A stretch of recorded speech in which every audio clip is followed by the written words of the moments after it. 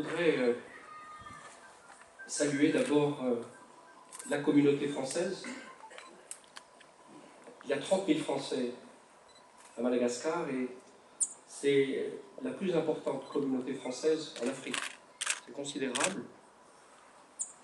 Et vous êtes au fond ici, vous qui êtes ici aujourd'hui, les représentants de cette communauté. Je ne doute pas qu'au même moment, ailleurs dans le pays, il y a d'autres célébrations dans nos chancelleries détachées, dans nos consulats. Et donc je salue à travers vous tous les Français de Madagascar. Je salue aussi la présence des élus français qui sont ici parmi vous. Évidemment, nous allons travailler ensemble, main dans la main, dans la période et dans les années à venir. 30 000, c'est considérable et c'est le reflet d'une histoire commune, d'une longue histoire commune, un passé commun, un long passé commun, et qu'on le veuille ou pas, on ne réécrit pas le passé. Le passé est là, et donc nous devons ensemble assumer ce passé, ces moments forts passés ensemble. Il y a eu des moments difficiles, il y a eu des moments moins difficiles. En tout cas, aujourd'hui, ensemble, je crois que nous devons regarder vers l'avenir. Nous avons également une géographie commune. La France est à vos portes. La France est dans l'océan Indien. Mayotte est à 300 km de Madagascar. La Réunion est à 1 heure d'avion de Madagascar. Il y a dans l'océan Indien 1 million de Français. Et donc nous sommes au fond voisins. Nous avons une frontière. La France a une frontière, a des frontières avec Madagascar. Nous avons donc une histoire commune, nous avons une géographie commune, et donc de toute évidence, Madagascar est pour la France un pays important. Un pays de 20 millions d'habitants, et ça n'est pas rien. Parce que le pays est important, nous avons une présence administrative ici importante, une grosse ambassade. Je voudrais d'ailleurs remercier tous ceux qui, à l'ambassade, non seulement nous ont réservé depuis 2 semaines un tel accueil, mais aussi tous ceux qui ont travaillé pour préparer cette journée. J'ai une pensée pour ceux qui sont ailleurs de Madagascar, et notamment nos chancelleries détachées. Vous connaissez la situation en ce moment en France, situation économique, financière.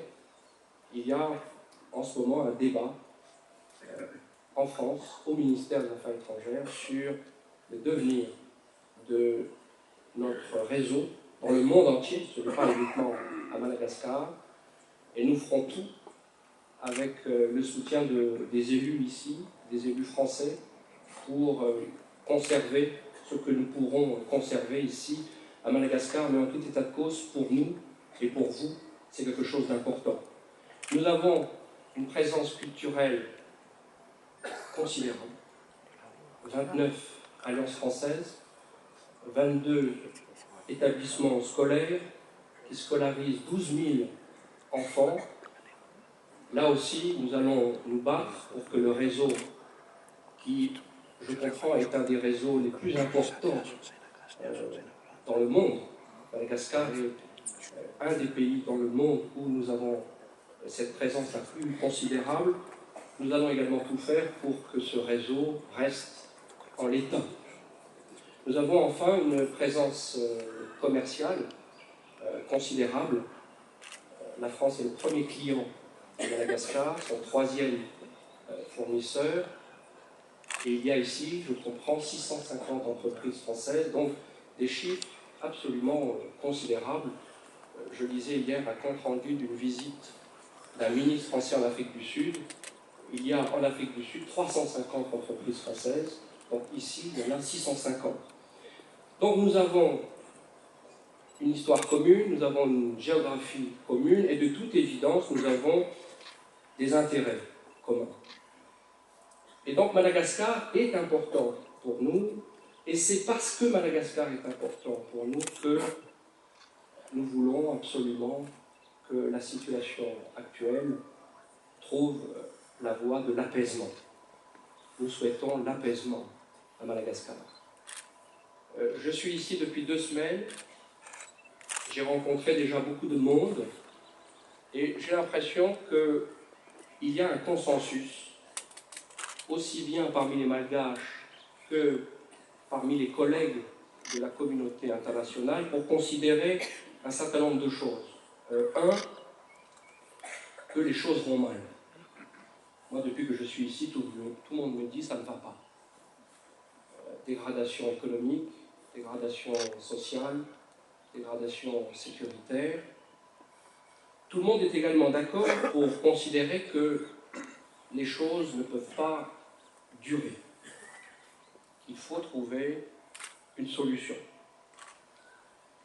Le consensus également, c'est que tout le monde a l'air de dire que seules des élections crédibles permettront de sortir de la situation actuelle. Des élections crédibles, c'est des élections dont le résultat sera accepté par tous, et notamment par ceux qui n'auront pas gagné les élections. Pour cela, il faut une commission électorale indépendante, totalement indépendante. Et c'est parce que la commission électorale sera indépendante que l'on réussira les élections. C'est parce que les élections seront indiscutables que l'on sortira de la crise politique. Autre consensus, j'ai l'impression que la communauté internationale est cohérente et qu'il y a une cohésion de la communauté internationale sur ce que je viens de dire. Tous les collègues sont d'accord avec ce que je viens de dire, et beaucoup d'acteurs, si ce n'est tous les acteurs malgaches. La France fait partie de la communauté internationale. Nous ne sommes pas un acteur à part de la communauté internationale. Et donc la France soutient le travail en cours de la SADC. La France soutient la feuille de route. La France souhaite qu'on aille au bout de la logique de la feuille de route, qui est un accord des principales forces politiques. L'impression que j'ai aussi, depuis que je suis ici, c'est que si on parvient à sortir de cette crise politique actuelle, les perspectives pour Madagascar sont brillantes. Retour à la normale dans le domaine diplomatique. Il faut absolument que Madagascar revienne au sein de l'Union africaine. Comme vous le savez, j'arrive d'Addis Ababa, donc de l'Union africaine, et à Addis Ababa, on attend le retour de Madagascar. Il faut que Madagascar revienne dans l'Union africaine. Mais Madagascar ne reviendra dans l'Union africaine que si les choses reviennent à la normale. 2, le retour des partenaires, le retour de l'aide au développement. C'est fondamental. Si vous trouvez un accord politique, si les élections se passent bien, le FMI sera de retour, l'Union européenne sera de retour. Et c'est important pour nous. Comme vous le savez, la France n'a jamais cessé son soutien économique et au développement de Madagascar dans tous les domaines, éducation, santé, sécurité. Mais nous pouvons faire plus. Il y a des projets que nous ne pouvons pas faire aujourd'hui parce qu'il n'y a pas d'accord avec le FMI. Donc il faut un accord avec le FMI. Il y a des projets que nous faisons dans le cadre de l'Europe. Comme vous le savez, l'Europe dispose d'une enveloppe de 577 millions d'euros. C'est considérable. Et cet argent pourra être déboursé et devra être déboursé une fois qu'on aura trouvé la solution, la clé. C'est fondamental et ça permettra à Madagascar de repartir. Ce qui me frappe depuis que je suis ici, c'est Madagascar, c'est un peuple de 20 millions d'habitants, un peuple avec une longue histoire, un peuple avec un État depuis longtemps, des États avant la période coloniale, un peuple avec une population pleine de dextérité, avec un peuple prêt à partir et à aller de l'avant. Et donc il me semble que dès qu'on sera de retour à la normale, le pays va s'envoler à nouveau. On va retrouver des taux de croissance à 2 chiffres.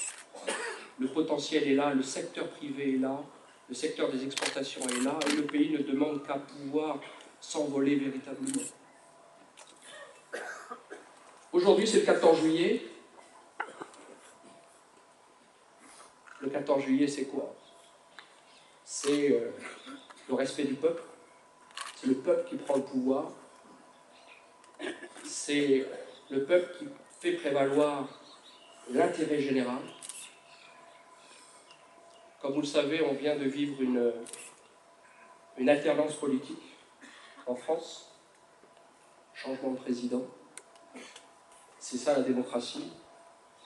Celui qui ne gagne pas l'élection accepte le résultat. On ne dit pas qu'il a perdu, on n'utilise pas ces mots. C'est l'alternance. On va de l'avant. Et là, je parle de la France, mais on a assisté à des alternances cette année en Afrique. L'alternance, on la retrouve partout dans le monde. Le monde entier aujourd'hui se démocratise, à commencer par l'Afrique. On vient de vivre une alternance au Sénégal, on vient de vivre une alternance en Zambie et dans bien d'autres pays. Donc voilà mon message d'aujourd'hui, message de la France. Merci de votre présence ici. Merci de votre accueil pour ma famille et pour moi-même. Je voudrais lever un verre, je ne sais pas si les verres sont prêts,